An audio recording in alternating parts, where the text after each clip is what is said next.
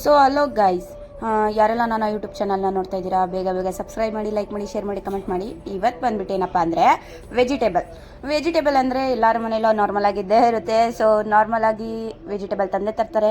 ಅದನ್ನು ಹೇಗೆ ಸ್ಟೋರೇಜ್ ಮಾಡಬೇಕು ಅಂತ ಕೆಲವರಿಗೆ ತಲೆನೋವಿರುತ್ತೆ, ಮತ್ತು ಫ್ರಿಜ್ಜಲ್ಲಿ ಇಟ್ಟರೆ ಈ ಥರ ಹಾಳಾಗುತ್ತೆ. ಸೊ ಏನು ಮಾಡೋದು, ಹೆಲ್ತಿಗೆ ಒಳ್ಳೆಯದಲ್ಲ ಫ್ರಿಜ್ಜಲ್ಲಿ ಇಟ್ಕೊಂಡು ತಿಂದರೆ.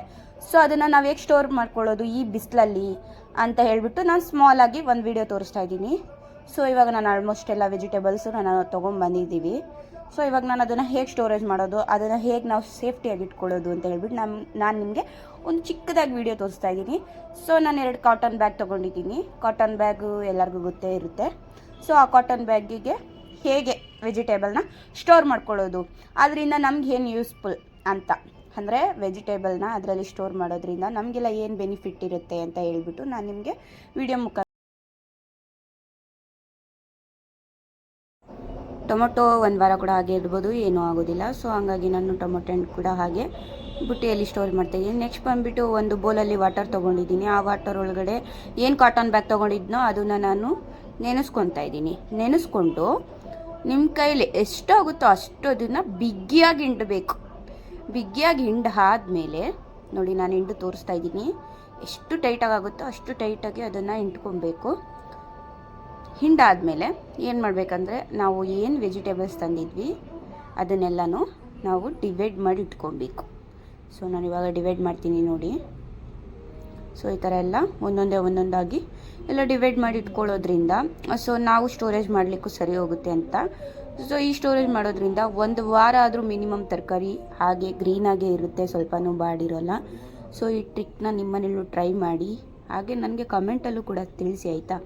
ಸೊ ಬದನೆಕಾಯಿ ಕೂಡ ಏನು ಸ್ಟೋರೇಜ್ ಮಾಡೋ ಅವಶ್ಯಕತೆ ಇಲ್ಲ, ಹಂಗಾಗಿ ಅದು ಕೂಡ ಟೊಮೊಟೊ ಹಣ್ಣು ಜೊತೆಲೇ ಇರ್ತಾಯಿದ್ದೀನಿ.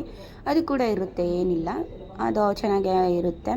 ಸೊ ನೆಕ್ಸ್ಟ್ ಬಂದುಬಿಟ್ಟು ನಾನೆಲ್ಲನೂ ಡಿವೈಡ್ ಮಾಡ್ಕೊತಾ ಇದ್ದೀನಿ ವೆಜಿಟೇಬಲ್ಸು. ಡಿವೈಡ್ ಮಾಡ್ಕೊಂಡಾದ್ಮೇಲೆ ಏನಪ್ಪ ಅಂತ ಅಂದರೆ, ನೆಕ್ಸ್ಟು ಯಾವುದು ಕಾಟನ್ ಬ್ಯಾಗ್ ನೆನೆಸಿದ್ದೆ ನಾನು. ಸೊ ಈಗ ಆ ಕಾಟನ್ ಬ್ಯಾಗಿಗೆ ನಾನು ಆ ಕಾಟನ್ ಬ್ಯಾಗಿಗೆ ಎಲ್ಲ ವೆಜಿಟೇಬಲ್ಸ್ನು ಕೂಡ ಒಂದೊಂದಾಗಿ ಸ್ಟೋರ್ ಮಾಡ್ತಾ ಹೋಗ್ತೀನಿ. ನೋಡಿ ಈ ಥರ ಎಲ್ಲ ಒಂದೊಂದೇ ಸ್ಟೋರ್ ಮಾಡಬೇಕು. ಅದರೊಳಗಡೆ ಸ್ಟೋರ್ ಮಾಡೋದ್ರಿಂದ ಗ್ರೀನಾಗೇ ಇರುತ್ತೆ ವೆಜಿಟೇಬಲ್ಸ್ ಎಲ್ಲ, ಹಂಗಾಗಿ ಸೊ ಎಲ್ಲ ಸ್ಟೋರ್ ಮಾಡ್ತಾಯಿದ್ದೀನಿ. ಸ್ಟೋರ್ ಮಾಡಾದಮೇಲೆ ಅದನ್ನು ಫುಲ್ ಪ್ಯಾಕ್ ಮಾಡಬೇಕು. ಸೊ ಈ ಥರ ಎಲ್ಲ ಫುಲ್ ಪ್ಯಾಕ್ ಮಾಡಿಬಿಟ್ಟು ಇಟ್ಕೊಬೇಕು. ಈಗ ಫುಲ್ ಪ್ಯಾಕ್ ಆಯಿತು ಬ್ಯಾಗು, ನೋಡ್ತಾ ಇರ್ಬೋದು. ಸ್ವಲ್ಪನೂ ಗಾಳಿ ಹೋಗದೆ ಇರೋ ಥರ ಫುಲ್ ಪ್ಯಾಕ್ ಮಾಡ್ಕೊಳ್ಳಿ. ಏನು ನೆನೆಸಿರ್ತೀರ ಬ್ಯಾಗು ಅದೇ ಬ್ಯಾಗಲ್ಲೇ ಫುಲ್ ಪ್ಯಾಕ್ ಮಾಡಿ ಇಟ್ಕೊಂಬಿಡಿ. ಪ್ಯಾಕ್ ಮಾಡಾದಮೇಲೆ ಹಸಿಮೆಣ್ಸಿನ್ಕಾಯಿ ಕೂಡ ಅದರಲ್ಲಿರೋ ತೊಟ್ಟು ಅಂತ ಹೇಳ್ತಾರಲ್ಲ, ಅದೆಲ್ಲ ಕಿತ್ತಾಕ್ಬಿಟ್ಟು ಅದು ಈಚೆ ಕೂಡ ಇಡ್ಬೋದು, ಇಲ್ಲಾಂದರೆ ಫ್ರಿಜ್ ಇದ್ದರೆ ಫ್ರಿಜ್ಜಲ್ಲಿ ಒಂದು ಬಾಕ್ಸಲ್ಲಿ ಸ್ಟೋರ್ ಮಾಡಿ ಇಟ್ಕೊಬೋದು. ಸೊ ನಾನು ಬಂದುಬಿಟ್ಟು ಫ್ರಿಜ್ ಇರೋದ್ರಿಂದ ಬಾಕ್ಸಲ್ಲಿ ಸ್ಟೋರ್ ಮಾಡಿ ಫ್ರಿಜ್ಗೆ ಇಡ್ತಾಯಿದ್ದೀನಿ. ಸೊ ಫ್ರಿಜ್ಜಲ್ಲಿ ಇಡೋದ್ರಿಂದ ಜಾಸ್ತಿ ದಿನ ಇರುತ್ತೆ ಅನ್ನೋ ಕಾರಣಕ್ಕೆ, ಹೊರಗಡೆ ಇಟ್ಟರೆ ಬೇಗ ಹಣ್ಣಾಗುತ್ತೆ ಅಂತ ಅಷ್ಟೇ. ಸೊ ನೀವು ಎಲ್ಲಿ ತರಕಾರಿ ಇಡ್ತೀರೋ ಅಲ್ಲೇ ನಿಮ್ಮ ತರಕಾರಿ ಬುಟ್ಟಿ ಹಾಗೂ ಏನು ನೀವು ಸ್ಟೋರೇಜ್ ಮಾಡಿದ್ರಿ ಬ್ಯಾಗು ಅದೆಲ್ಲನೂ ಕೂಡ ಹೀಗೆ ಓಪನ್ ಆಗೇ ಇಟ್ಕೋಬೋದು. ಸೊ ಗೈಸ್ ನೋಡಿದ್ರಲ್ಲ ಹೇಗೆಲ್ಲ ನಾವು ತರಕಾರಿ ಸ್ಟೋರೇಜ್ ಮಾಡ್ಬೋದು, ಅದರಿಂದ ಏನು ಬೆನಿಫಿಟ್ ಅಂತ ಹೇಳ್ಬಿಟ್ಟು.